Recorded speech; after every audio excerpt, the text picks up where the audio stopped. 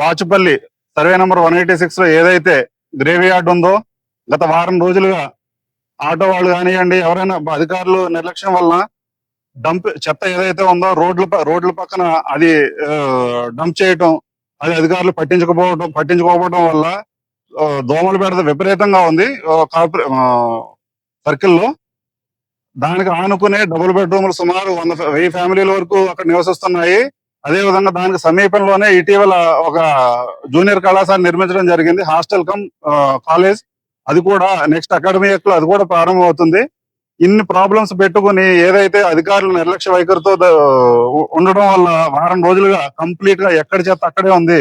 ఈ రోజు ఏదో మేము కంప్లైంట్ చేసాం కదా అని చెప్పేసి పొద్దున్న కొంతమంది వర్కర్స్ ని పంపించి ఆ రోడ్డు మీద చెత్తని పక్కకు తొలగించి ఏదైతే మళ్ళా అదే ధోరణి అవలంబిస్తున్నారు. అధికారుల నిర్లక్ష్యం వల్ల వెంటనే వీటిపై డిప్యూటీ కమిషనర్ గారు చర్యలు తీసుకుని ఏదైతే ఈ చెత్తను మన మెయిన్ డంపింగ్ యార్డులకి డంప్ చేసి స్థానికంగా ఉన్న పరిసరాలను ఏదైతే కార్పొరేషన్ లో ఉన్న పరిసరాలన్నింటినీ కూడా శుభ్రపరిచి ఇమీడియట్ దీనిపై యాక్షన్ తీసుకుని ప్రజల ఆరోగ్యాలను కూడా కాపాడాలని మీ బాధ్యత ఉంది. పన్నుల రూపంలో వసూలు చేస్తున్న డబ్బులు ఏం చేస్తున్నారు అనేది కూడా ప్రజలకు సందేశం కలుగుతుంది.